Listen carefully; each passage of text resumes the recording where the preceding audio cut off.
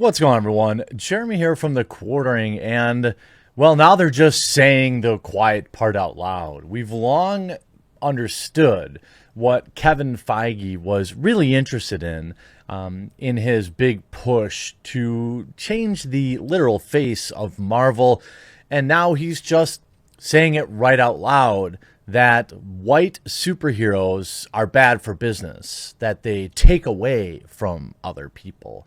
And this is such a creepy thing to say. Like, even out loud, I feel like, God, what do I sound? Why am I? This is so weird. Like, if you replace that color with any other color, there would be a massive outrage. If Kevin Feige had said, well, we were gonna put Spawn in this film, but he's a black guy and we didn't want to take away from this white woman.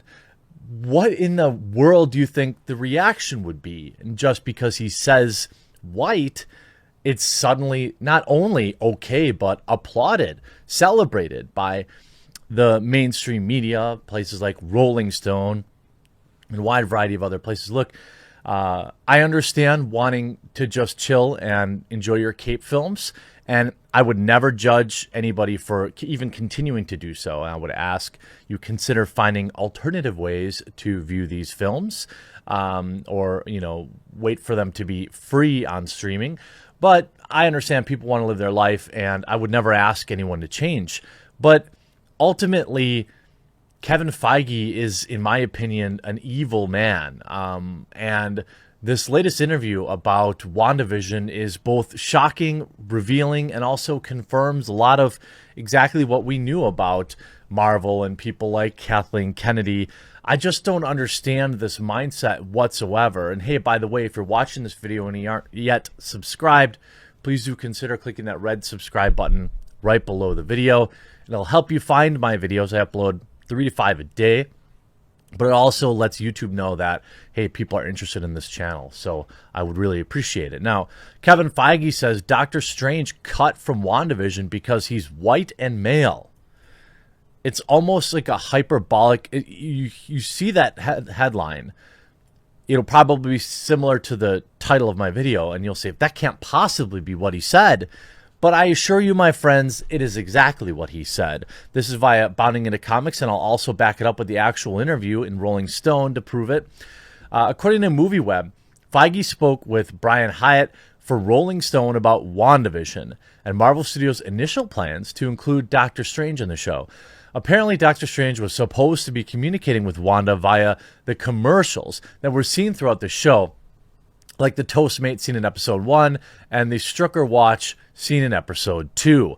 However, Strange was cut from the show, and Feige explained why. He stated, some people might say, oh, it would have been cool to see Doctor Strange, but it would have taken away from Wanda. We didn't want to end the show being commoditized to go into the next movie. Here's the white guy. Let me show you how power works, he added. Even though Doctor Strange would have and has had that relationship before, but I mean, whatever. Not only was Strange cut from WandaVision, but apparently it meant they had to rewrite Doctor Strange in the multiverse madness too. Feige described the creative process, a wonderful combination of a very dedicated, coordinated chaos magic. Just another piece of evidence that Marvel Studios has lost its way and they are embracing identity politics. And as I've stated previously, this is the article, when you embrace identity politics, it becomes the sole thing you focus on, and you can no longer tell competent stories. Well, I was at a conference this past weekend where some discussions were had around identity and ideology and how one's ideology is not your identity. Now, for a lot of people, it is. It can be financially prudent to do so. We talked about a lot of things like in certain communities, you see, people just embracing, like, you're more than your orientation. You're more than your political party. And Twitter seems to be a truly high concentration of weirdos that are like, I didn't like Trump, so that's who I am. Or I don't like Biden, so that's who I am. And it's extraordinarily shallow, and it's going to lead to a unfulfilling life. It's clear WandaVision proves at points it's a muddled mess of a show. Not only do Feige's comments confirm the company is embracing identity politics, but his comment is extremely hypocritical given how the studio is famous for their end credit scenes that tease forthcoming movies. It's almost like those are specifically made to commoditize the next movie.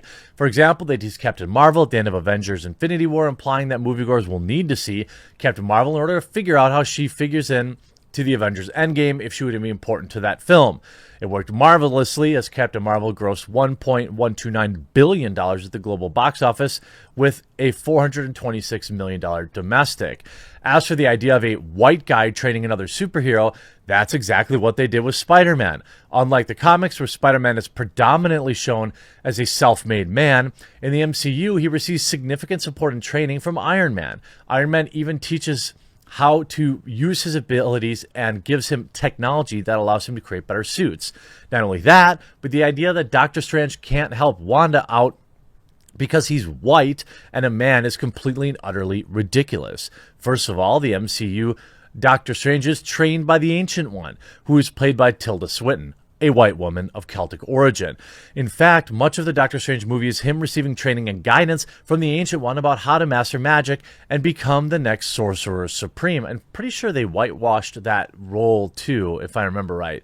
Didn't they replace her with, because it was Tibetan or something like that? Oh, I can't remember exactly, but I feel like that was something.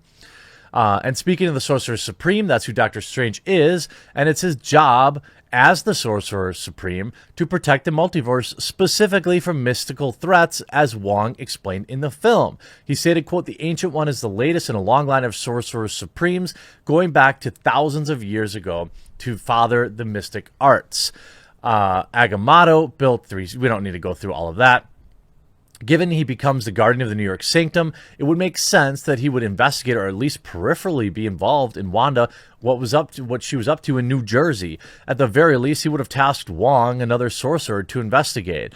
Even more so since Feige announced WandaVision would lead into Doctor Strange in the Multiverse of Madness back in San Diego Comic-Con in 2019. He stated, "The events you'll see in Wanda will go through the WandaVision episode series that will be reflected and tied directly to Doctor Strange in the Multiverse of Madness." It's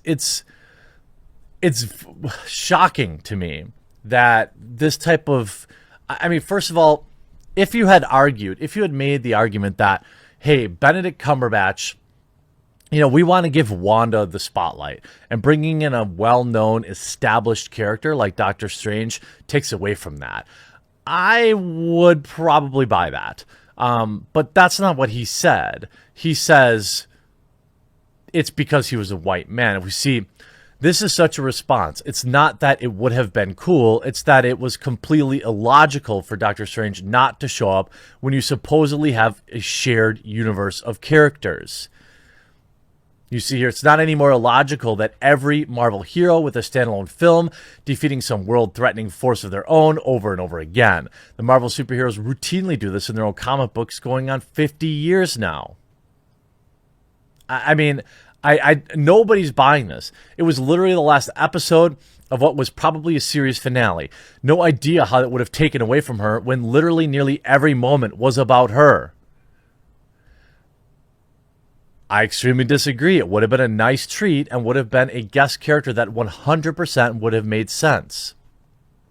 I mean, why not just tease him at the end? Now, I don't think that the presence of or lack of Doctor Strange made or broke that series. What I thought started out as a very interesting and fun series. Like, the first 3 episodes were very good. And to me, it went basically progressively downhill as the season went on, culminating in a terrible season finale that had mixed messaging, and I was confused about who Wanda was, because really, Wanda is the villain in this show. It makes light of her literally enslaving an entire city who are in insufferable pain the entire time the series is going on. They even went on to show, when Vision was able to break people out of the spell, how terrified they were and how awful it was to be them. Wanda was unquestionably the victim here, or the villain here, but we're supposed to treat her like a superhero because she had her feelings were hurt about losing Vision. I don't buy that. I think it was poor story writing, because I mean, I won't say poor story writing, but the show couldn't decide. Am I supposed to cheer for Wanda? I don't think so. I think you're supposed to see her as the villain, but certainly she won't be the villain in the Doctor Strange film, I can't imagine.